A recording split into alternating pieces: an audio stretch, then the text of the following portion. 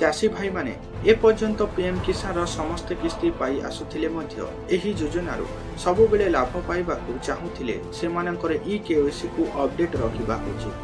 केतेक समय रे भूल बैंक अकाउंट किंबा कोनोसी निजस्व डॉक्यूमेंट भूल तथ्य प्रदान करथिले तांको किस्ती आसीबा बाधा प्राप्त होइथाय।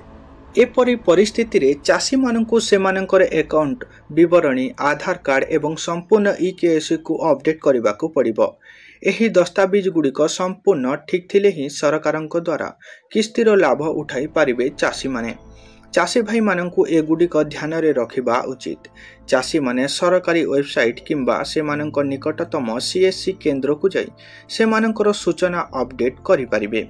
समस्त किस्ती सूचना अपडेट पई आपण नियमित भावरे सरकारी वेबसाइट https://pmkisan.gov.in रे जाई योजना टंका जांच करि पारिबे। आपण सेठारे पीएम किसान रो समस्त किस्ती विषय रे सूचना पाई पारिबे। एहा थिला बंधुगण पीएम किसान रो 21तम किस्ती रो रिसेंट अपडेट खबर गुड़िक। वीडियोटी इनफॉर्मेटिव लागि थिले निश्चय चैनल को गोटे सब्सक्राइब करिवे फ्रेंड्स।